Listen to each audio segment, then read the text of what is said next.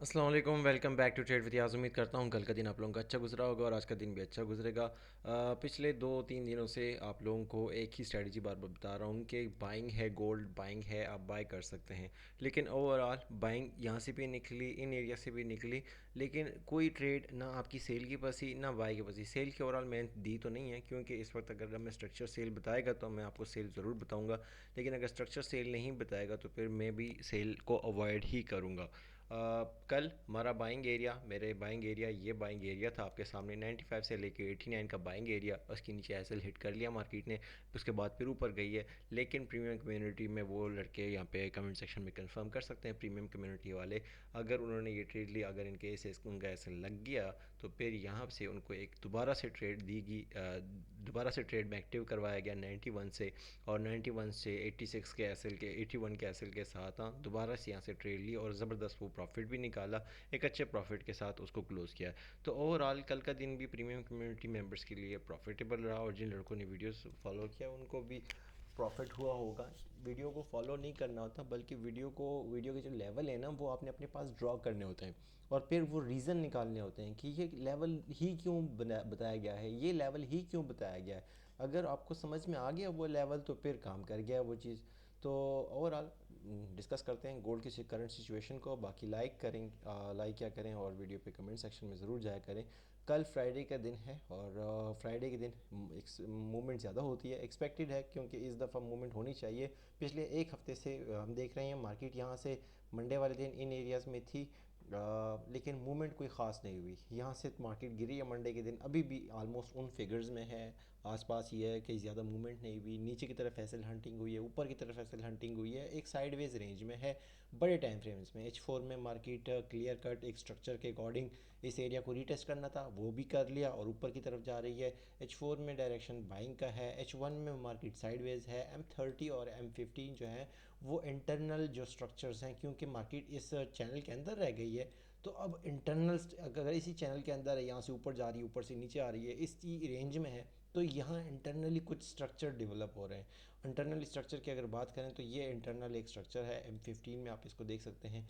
ये एक high, again इसको ब्रेक किया, नया हाई, अगेन फिर इस ये लो लगाया, पिछली लो हायर लो लगाया, और फिर हायर हाई लगाया है मार्केट ने। तो कहने का मतलब है कि मार्केट हायर हाई लगाते हुए ऊपर की तरफ जा रही है, तो इंटरनली कुछ स्ट्रक्चर डेवलप हो रहे होते हैं, जिसकी बिहाफ पे आपको ट्रेड लेना पड़ता है। या तो फिर आपको ट्रेड का सिंपल रूल होना चाहिए कि या तो आप इन लो से पकड़ेंगे और यहाँ से पकड़ेंगे, नीचे का एसएल देंगे और बाय करेंगे, ऊपर का एसएल देंगे, आप सेल करेंगे।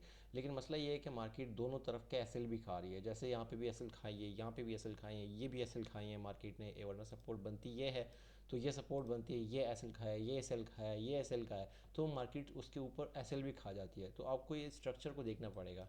करंटली मार्केट है साइडवेज। और अगर हम कल के दिन के लिए बात करें कि कल क्योंकि साइडवेज है, तो अभी ब्रेकआउट जिसकी तरफ जिस साइड पे होगा तो उस साइड पे मैक्सिमम हम मूव देखेंगे। लेकिन मूव से पहले हमारे पास एक स्ट्रक्चर सपोर्ट बन के आ रहा है ये एरिया, और ये एरिया है 2000 से शुरू होता है, और 96 2000 सॉरी 42 से लेके 4196 का एक एरिया है। 4200 से लेके 96 का एक एरिया है, 4196 का एक एरिया है। ये एक बाइंग एरिया का रोल प्ले कर सकता है। लेकिन अगेन बता दूं कि मार्केट साइडवेज है, दोनों तरफ एसएल खा रही है, तो ज़रूरी है कि आप जो है जो भी ट्रेड ले रहे हैं तो उसको प्रॉपर आपने फॉर एग्जांपल यहाँ से एक्टिव की, तो आपका एसएल जो होगा लोअर लो पे रखना होगा। अब लोअर लो कौन सा है, लो जो है वो ये रहा, क्योंकि मार्केट ने अगर लोअर लो का कंसेप्ट समझेंगे, आप स्ट्रक्चर का कंसेप्ट समझेंगे, तो मार्केट इस तरह ऊपर जा रही है, ये लो लगाया, फिर एक नया हाई, फिर इसको मार्केट ने एक ये लो लगाया जो पिछली लो से ऊपर है, फिर अगेन अपना पिछला हाई यहाँ पे आके ब्रेक किया है, फिर रिट्रेसमेंट किया मार्केट ने, यहाँ तक रिट्रेसमेंट की। जो लड़के क्लासेस ले रहे हैं उनको समझ में आ गया होगा मैं क्या कह रहा हूँ। इन एरियाज तक रिट्रेसमेंट किए, 4191 तक रिट्रेसमेंट किए, और उसके बाद अपना पिछला हाई भी यहाँ पे आके ब्रेक कर दिया। तो M15 में हमें कुछ बुलिश साइंस मिल रहे हैं। अभी थोड़ा सा एक मिनट इसको थोड़ा सा और इम्प्रूव करें, इसको 4196 नहीं बल्कि इस एरिया तक आप बाइंग कंसिडर कर सकते हैं, और ये बनता है 4200 से लेके 4191 का एरिया। अब जब तक इसकी ऊपर है, जब तक इसके नीचे कोई कैंडल क्लोजिंग नहीं होती, तब तक ये यहाँ से एक बाइंग दे सकता है, बाइंग सेटअप है। लेकिन अगेन एक बात रिपीट करूँ, बड़ी मूव आ सकती है, फ्राइडे वाला दिन है, लेकिन मूव तब आएगी ना जब ब्रेकआउट होगा। ब्रेकआउट अभी नहीं हो रहा फिलहाल, लेकिन मेरे हिसाब से मैक्सिमम चांसेस यही हैं कि ब्रेकआउट बाई साइड पे होना चाहिए, ऊपर वाली साइड पे होना चाहिए। नीचे आती है तो फिर हमारे पास बाइंग अपॉर्चुनिटीज़ है, वो डिस्कस कर लेते हैं। ये तो एक बाइंग अपॉर्चुनिटी है जो आप देख रहे हैं, ये तो है M30 में। आप इसको अपने पास नोट कर लें, 15 में ये तो है, क्योंकि मार्केट साइडवेज है तो कुछ ना कुछ तो निकालना है, तो यहाँ से निकाल सकते हैं, कुछ 100 पिप्स निकल सकते हैं। उसके अलावा अगर इन केस ब्रेक कर देती है मार्केट, तो फिर किन एरियाज़ को देखा जाएगा। अगर मार्केट ब्रेक करती है नीचे की तरफ, तो फिर हम देखेंगे इन एरियाज़ को 4165 से लेके 4153। इन केस नीचे ब्रेक करती है तो इस एरिया को देखेंगे, 4165 से लेके 4153 का एक एरिया, इस एरिया को देखेंगे। इस एरिया से हम बाय ले सकते हैं H1 के अकॉर्डिंग, इस एरिया से हम बाय लेंगे। ये हमारा एक बाइंग एरिया होगा जहाँ से हम एक बाय का सेटअप जो होगा देखेंगे। In case market in areas पे आती है तो 150 पिप्स या 100 पिप्स आराम से इजीली इंशाल्लाह मिल सकते हैं। 53 के नीचे का आपको एसएल देना पड़ेगा, इस लो के नीचे का एसएल। तो ओवरऑल ये दो बाइंग एरियाज़ हैं। सेलिंग एरिया मैं इसलिए रिकमेंड नहीं कर रहा क्योंकि मैं इस वक्त करंटली सेल की साइड पे हूँ नहीं।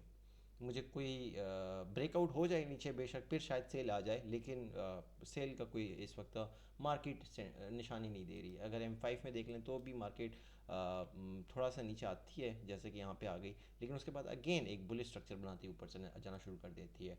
M15 में मार्केट दोनों साइड पे जा रही है, लेकिन ओवरऑल अगर सारी कन्फ्यूजन है तो हमें बड़े टाइम फ्रेम्स देखने पड़ेंगे। H4 और डेली वो बुलिश हैं, तो उसकी भी हाफ में मैं कह रहा हूँ कि चांसेस यही हैं कि ऊपर की साइड पे ब्रेकआउट हो सकता है।